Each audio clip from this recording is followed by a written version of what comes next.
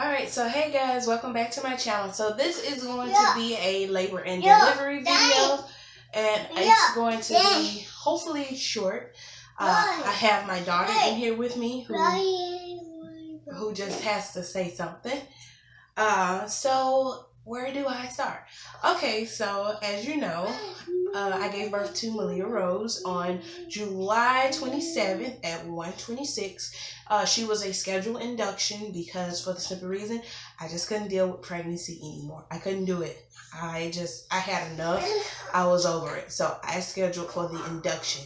Her due date was actually July 30th, and I just felt like, okay, well, it's a couple of more days, but even then, pregnancy for me just felt like it was enough. It was more than enough. I was hurting almost every day. She had dropped, and I tried almost everything to get her here. And when I say everything, I mean everything. I tried castor oil, and before you keyboard warriors start to go off on me, there was no effect to the castor oil concerning her health wise. There was no danger or anything. It does not cause them to have a bowel movement in in urethra, or in the womb. It does not. Your baby will have a bowel movement long before delivery, even after delivery. But even before delivery, they will have a bowel movement in the womb naturally. So I tried castor oil, I tried walking, I tried squatting, I tried my birth ball, I tried what else? The midwives brew. I tried, you name it. I was stuck at 1 centimeter for about 2 weeks. Then I tried all the rest of the stuff, and with the midwives brew, I ended up getting to a 2 centimeters the next following checkup. I had to have been, because I did have contractions and so forth. Now, I was having contractions on and off for the past 2 months. I was, roll back. I was 1 centimeter at 35 weeks, and I was having contractions from there on. I thought she was actually going to come earlier than that, but no, my girls are stubborn. So, rolling forward to delivery day, I did prep. I did not get to do my what's in your hospital bag. I didn't get to do that. And the reason being, like I said in my last video, is because of my scheduled induction, and I was just so tired all the time. I just didn't get to it. I didn't get around to doing it. So, the things that were in my hospital bag were, majority of what you see on YouTube was, I had my own towels, I had my own little PJs, because of course I was not going to sit in a hospital nightgown. I had my own travel kit, sanitary travel kit. It comes with toothbrush, toothpaste, floss, and hair shampoo and conditioner. It also came with a little knapsack baggie that you put it all in and you carry it away.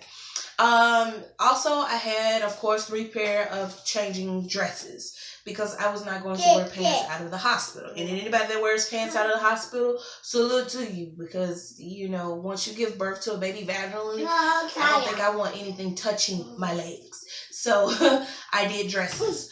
As far as, the day, prepping up to the day of labor and delivery, my induction day, of course, I couldn't sleep at all. I could not sleep at all to save my life. And that has been with each and every scheduled induction with all of my children. Could not sleep the day of. So wouldn't you believe, during labor, I'm tired as all get out.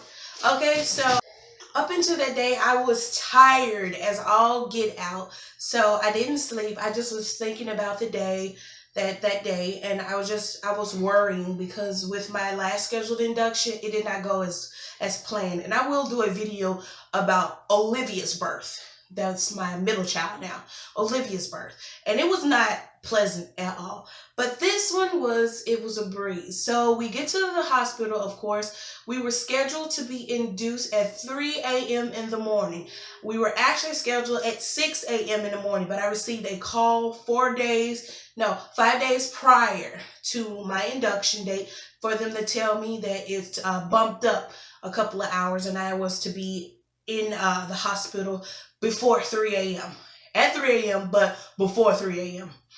and that I could not eat the night before. I could not eat anything coming in. So I had to have an empty belly, and all I could have was water, because there's no way I could not eat anything and eat or drink anything. I needed water. So when I got there, I lied and I told them I didn't have nothing to drink, and I did. I had some water. But what's the water gonna do? What water gonna do? And as we get there, we prepared our bags in the car. Our bags were already in the car when I was 37 weeks. So prepared bags in the car. We had to make sure that our children were taken care of, because I do have 2 children, and I did have to get somebody to watch them, which I got was my aunt to watch them. Of course, the hospital does let us keep our children in the labor and delivery room, and that's a blessing. But I didn't want my children in there during that time. When you're going through labor, the last thing you need is distractions, and your children are kind of like real distractions. You don't want to be saying, "Hey, don't touch this. Hey, sit down." My children are those children. So we had to drop them off. Of course, we dropped them off at like the day before our induction date, and we dropped them off at night. And I was so worried about my daughter, not taken to who's watching her, Olivia, because she's very clingy. She did excellent. She did wonderful. My aunt FaceTimed us to keep us updated on the girls. And I love babysitters that do that keep you updated about your children. I don't like babysitters that take your children and do not update you, and you always having to update them. Even though that's our job, of course, but I want somebody to reach out to me and let me know what my kid is doing, as much as I'm reaching out to them. Just let me know that you care both ways. And that's what I got. Of course, family gonna always do that. So I was blessed to have someone watch the girls. Hubby and I headed to the hospital at 3 a.m. We set our alarms, and we were out the door by 2 a.m. in the morning. We got there at exactly, it took us 30 minutes. So we got there at around 2:50 something like that. And I got in, and I was to fill out paper. They scan your finger before you go back in the labor and delivery room. So I did that. And once they had me back in the room, they had me sit down for like 5 minutes, because they had to prep my room for me. And my nurse came and got me after 5 minutes. Of course, I had to strip down, nothing under but a raggedy, ugly hospital gown. No, it wasn't raggedy and ugly, but to me, it's raggedy and ugly. A hospital gown, and of course, booty hanging on and stuff.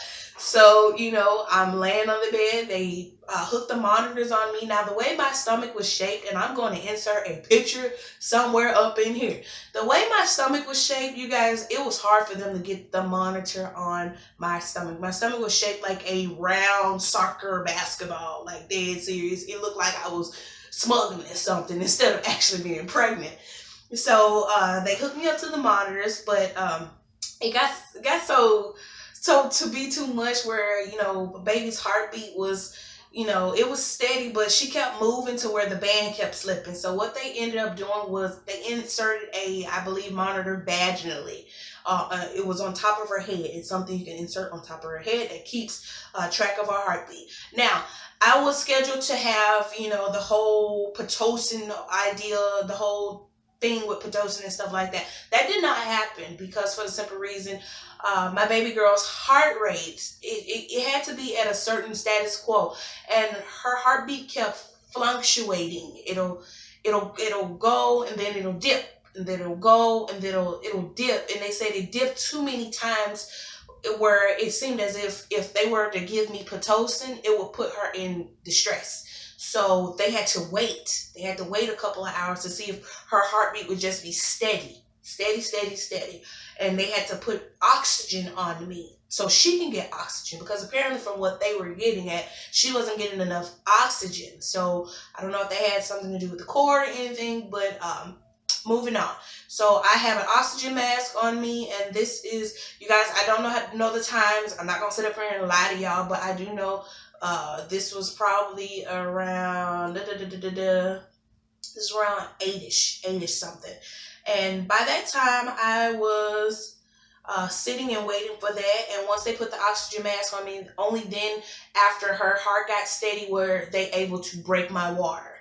If she wasn't steady, they were not going to break my water. They were going to just monitor and make sure, that this doesn't lead to a C-section. Ugh, thank God it didn't. So I would say an hour later, her heartbeat did get steady. And what they did was they came in and they broke my water. Shortly after they broke my water, you guys, no lie, I was probably a 3.5 when I got there. And once she broke my water, no more than an hour later, I was already at 5 centimeters. And that's the funny part about it. So here's the thing. I was trying to wait it out, put the epidural out and all this other stuff. And I'm like, no, I don't want an epidural. And I'm waiting it out. She was like, you might want to get an epidural. She said, because it's going to only get intense. And she wasn't lying, y'all. She was not lying. It started getting intense. And I was like, okay, I'm holding on to the bed rail. Every time I have a contraction, it's like literally 2 minutes, a minute apart. No separation in between. It's like go, go, go. And it's like 30 seconds long. And I'm like, release. And once the contraction stopped, I was like, okay, I'm a G. I can do this. Y'all know. No more than 30 minutes later, my nurse came back in. She was like, are you ready for the epidural? I was like, yes, I'm ready. So she scheduled for the lady she called for the anesthesiologist to come in to give me my epidural.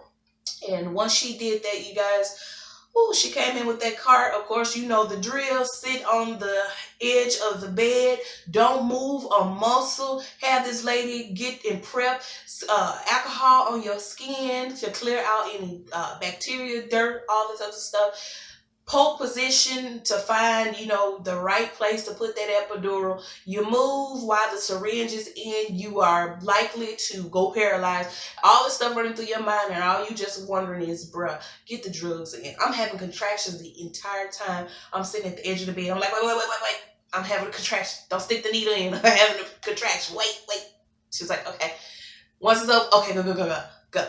And I'm just like, y'all, once she did it, I was scared, but not scared. 3 babies, you'll get past it. Once she put the epidural in, it didn't kick in until probably 20 minutes later. I was like, dang, when is this going to kick in? 20 minutes later, y'all, I was on cloud 9. Couldn't feel my legs at all. I could feel the tingling, but could not feel anything below my waist. And it was heaven, y'all. It was heaven. Don't let nobody tell y'all ain't no real G for not giving birth to your baby naturally. Do what you got to do. Do what best works for you. If you got a high pain tolerance, I say go for it. If you got a low one, I say hit that epidural. Hit it.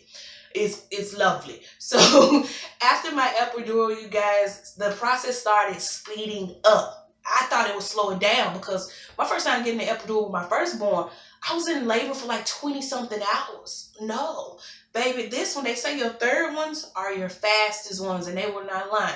Shortly after I got that epidural, for some reason, no more than hours later, y'all, I started feeling the urge to push. And I told my husband, I was like, I feel like I gotta poop.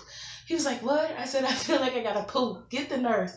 And he got the nurse, and she came in. I told her, I said, I feel like I have to poop. I said, I just feel major pressure in my butt. She said, really? I said, yes. She said, okay, hold on, let me check you. So shortly, she checks me, and of course, I'm already at 10 centimeters.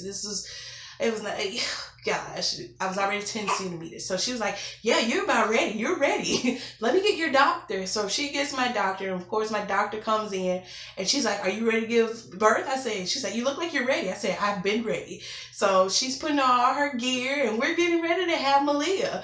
And of course, she got her gear on and she was like, you ready to push? I said, let's do this.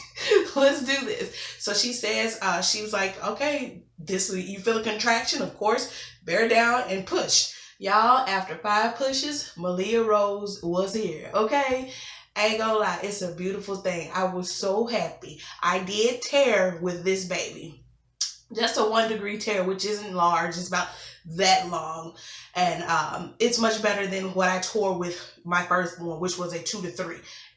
That was not pretty, but I did tear with this one, and of course they weighed her. She came out crying, so vocal and just beautiful and just red and all cute and stuff, and I just was so happy. My husband was all happy and everything, and it was just beautiful. So they cleaned me up, of course, and we get ready to go up to our recovery room after they pushed everything out. Placenta came out, everything was good. So we go to our recovery room, and I stayed for only 3 days. Only 3 days. I had to stay an extra day because they said I was not feeding my daughter enough, quote unquote. That's a long story for another time. But I stayed for 3 days, and the hospital stay was amazing. The nurses and baby nurses were amazing. The food was alright. Of course, hospital food ain't always on point, but we're not gonna talk about that. I got fed, lunch, dinner, and what is it? Lunch, dinner, breakfast. I had that. And of course, I opted out of having visitors. The only visitors I had was my husband and children, and of course his co-worker, because I just wanted to relish in the moment of having a new addition. Now, my stay at the hospital was fantastic. It was phenomenal. This is the end of this video because I didn't want it to be long. And if I missed out anything, just ask questions in the comment box below. And I just wanted you guys to know what my labor and delivery was and what I went through. It was just sweet. It was short, sweet, and simple. But this is the end of this video, and I'll catch you guys in my next video. It's been fun. It's been real, and I'll see you guys in my next video. Bye.